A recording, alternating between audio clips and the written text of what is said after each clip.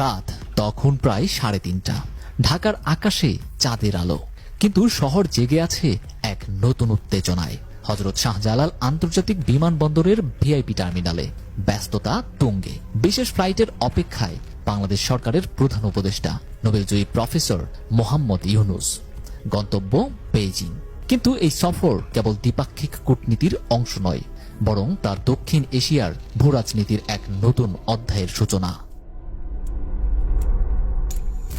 গত বছরের সেপ্টেম্বরে জাতিসংঘের সাধারণ অধিবেশনে ভারতের প্রধানমন্ত্রী নরেন্দ্র মোদীর সঙ্গে ইউনূসের সাইডলাইন মিটিং হওয়ার কথা ছিল, কিন্তু ভারত সরকারের পক্ষ থেকে নানা অজুহাত দেখিয়ে সেই বৈঠক বাতিল করা হয়। কূটনৈতিক বিশ্লেষকরা তখন অনুমান করছিলেন এই সিদ্ধান্ত ভারতের জন্য বিপজ্জনক হতে পারে। সেই আশঙ্কায় সত্যি হলো।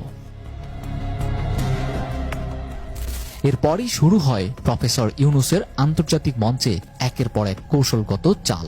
মোদি যখন ফেব্রুয়ারিতে যুক্তরাষ্ট্র সফরে গিয়ে ইলন মাস্কের সঙ্গে সাক্ষাতের জন্য অপেক্ষা করছিলেন, ঠিক তখনই ঢাকায় আসে এক চাঞ্চল্যকর সংবাদ। বিশ্বের সবচেয়ে ধনী এবং আমেরিকার অন্যতম প্রভাবশালী ব্যক্তি ইলন মাস্ক মাত্র কিছুক্ষণ আগে বাংলাদেশের প্রধান উপদেষ্টার সঙ্গে এক বিশেষ ভিডিও কনফারেন্স করেছেন। মিটিংয়ের টাইমিং ইঙ্গিতপূর্ণ। মোদির বৈঠকের 1 ঘন্টা আগেই এমন একটি খবর প্রকাশ্যে আসার অর্থ স্পষ্ট। বাংলাদেশ তার কূটনৈতিক অবস্থানকে দক্ষিণ এশিয়ার গণ্ডি ছাড়িয়ে বিশ্ব পর্যায়ে নিয়ে যাচ্ছে। ইলন মাস্ক এখন আর শুধু একজন ব্যবসায়ী নন, তিনি ট্রাম্প প্রশাসনের গুরুত্বপূর্ণ পরামর্শদাতা এবং আমেরিকার নীতি নির্ধারণে বড় ভূমিকা রাখেন। মাস্কের সঙ্গে ইউনূসের আলোচনার পরপরই দেখা গেছে এসকে ইলন মাস্ক সরাসরি বাংলাদেশের প্রধান উপদেষ্টাকে ফলো করেছেন। এরপরই আসে আরো বড় চমক। মার্চের শুরুতেই চীনের প্রেসিডেন্ট শি জিনপিং ঘোষণা দেন তিনি বাংলাদেশের প্রধান উপদেষ্টা মোহাম্মদ ইউনূসকে বেইজিং সফরের জন্য আনুষ্ঠানিক আমন্ত্রণ জানাচ্ছেন এবং তাকে নিয়ে আসতে চীন বিশেষ বিমান পাঠাবে। এটি শুধু সম্মানের বিষয় নয়, এটি কূটনৈতিক সম্পর্কের এক গভীর ইঙ্গিত। চীন সাধারণত খুব নির্দিষ্ট কয়েকজন নেতার ক্ষেত্রেই এমন প্রটোকল অনুসরণ করে। বিশ্ব রাজনীতিতে অত্যন্ত গুরুত্বপূর্ণ ব্যক্তিদের জন্যই এই সম্মান সংরক্ষিত রাখে। মোদিকেও এমন মর্যাদা চীন কখনো দেয়নি। শুধু চীনেই নয়, মে মাসে ইউনূস যাচ্ছেন জাপানে। সেখানে জাপানের প্রধানমন্ত্রী শিগেরু ইশিবার সঙ্গে তার গুরুত্বপূর্ণ দ্বিপাক্ষিক বৈঠকের কথা রয়েছে। তবে এখানেই শেষ নয়। জুন মাসে ইউনূসের সৌদি আরব সফরের গুঞ্জন ছড়িয়েছে। মধ্যপ্রাচ্যে বাংলাদেশি শ্রমবাজার, বিনিয়োগ ও অন্যান্য অর্থনৈতিক সহযোগিতার বিষয়ে গুরুত্বপূর্ণ আলোচনা হতে পারে।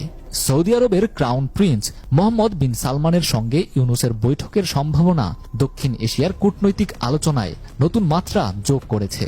বিশ্লেষকরা বলছেন এই সফরগুলো দেখিয়ে দিচ্ছে যে ইউনূস এখন আর কেবল বাংলাদেশ কেন্দ্রিক নন, বরং আন্তর্জাতিক অঙ্গনে দক্ষিণ এশিয়ার এক নতুন নেতা হিসেবে আবির্ভূত হচ্ছেন।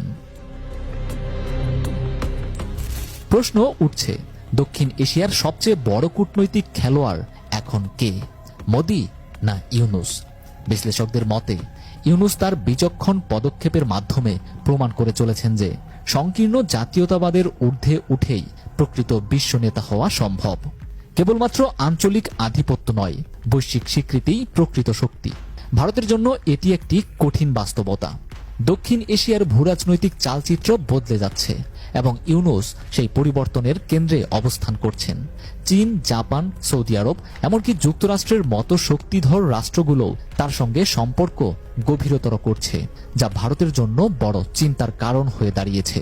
ভারত যদি এই বাস্তবতা বুঝতে দেরি করে, তাহলে তারা দক্ষিণ এশিয়ায় নিজেদের প্রভাব হারাতে পারে। আর ইউনূস দিন দিন নিজেকে দক্ষিণ এশিয়ার সবচেয়ে গুরুত্বপূর্ণ নেতা হিসেবে প্রতিষ্ঠা করতে থাকবেন।